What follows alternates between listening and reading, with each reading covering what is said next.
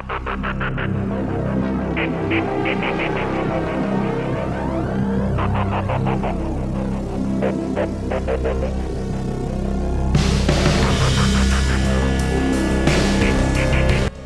Philippine Armed Forces confirmed that a U.S. Navy Marine expeditionary ship arrived in the Philippines on Tuesday. We have an increased number of participants with the Australian Defence Force, ADF. I think there are about 200 participants from the ADF. China panics as thousands of U.S. anti-ship missiles arrive in the Philippines. The Indo-Pacific chessboard just got a lot more dangerous. The United States just pulled the trigger on one of its most aggressive deterrence moves in recent memory. Thousands of launchers of the sleek and deadly next-generation NMESIS anti-ship missile system have landed in the Philippines. And guess who's not happy about it? Yes, China. This is not an exercise. This is not a routine deployment. This is the beginning of something big. Let's break this down. NMESIS, short for Navy Marine Expeditionary Ship Interdiction System, is not your average missile launcher. It's a mobile unmanned system that can fire powerful naval strike missiles with pinpoint accuracy. Mounted on an unmanned light tactical vehicle, this monster is fast, stealthy, and deadly. With a range of more than 100 nautical miles, it can hunt down Chinese warships from across island chains and coastlines without ever exposing American forces to return fire. Simply put, it's the U.S. military's newest ghost soldier, and it's now parked right on China's doorstep. Why the Philippines? Why now? Location, location, location. The Philippines is key to the South China Sea. With more than 7,000 islands, the archipelago forms a natural barrier between China and its ambitions to dominate the Pacific. For decades, the U.S. had a major military presence here until political tensions forced a troop withdrawal. But now, things are changing again. In the wake of the historic Defense Treaty revival, American forces are back. And not just with troops, this time they're bringing heavy equipment. And the NMESIS is front and center. Placing this missile system on key Philippine islands means Chinese warships operating in disputed waters are suddenly vulnerable. Every patrol, every maneuver, every inch of their movement could put them in the crosshairs of the NMESIS. How will China react? Let's just say Beijing isn't taking this lightly. Chinese state media has been in high gear, calling the move a direct provocation, an escalatory action, and a violation of regional stability. The People's Liberation Army Navy has launched surprise drills in the South China Sea, deploying destroyers and surveillance aircraft in what it calls routine exercises.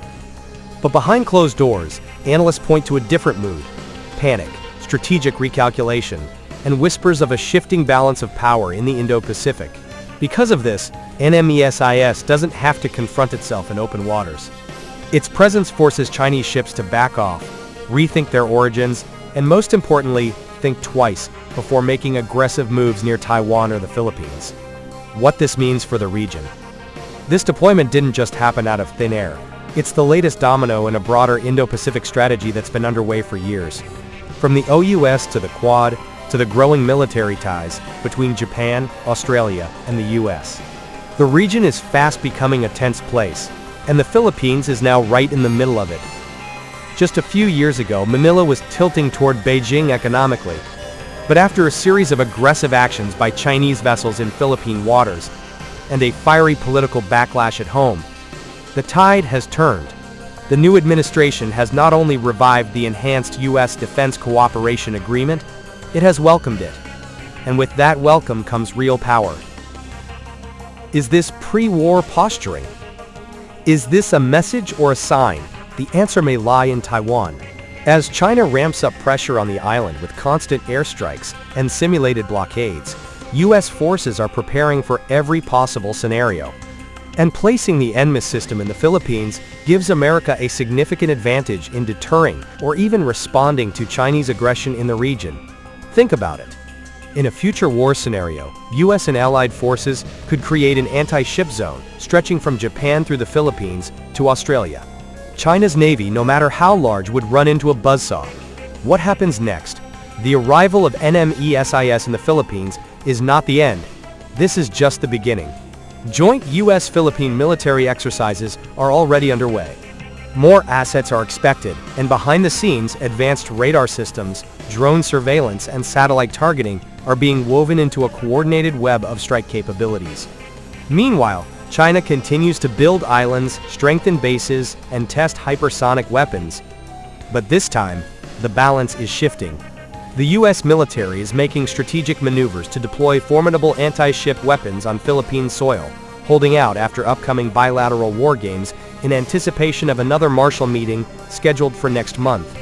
Commonly dubbed in defense circles as ship killers, the NMESIS are maneuverable land-based missile constructs designed specifically for maritime denial. Naval News articulates that these mechanized threats empower literal naval regiments, the MLRs, to exert power over coastal arteries and critical maritime intersections, making them inhospitable to enemy fleets.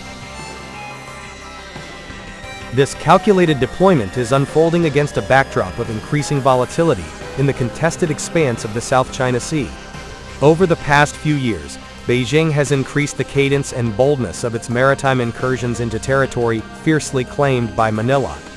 These incursions have turned into high-stakes maritime standoffs, rife with terrifying episodes of Chinese Coast Guard vessels ramming Philippine vessels, or unleashing high-pressure waves of hostile water. Will these deployments keep the peace or fuel conflict?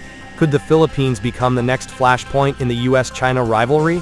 Let us know in the comments, because this is just the beginning of the Pacific power struggle. This is not just a strategy, it is a survival effort for sovereignty over the Philippine seas.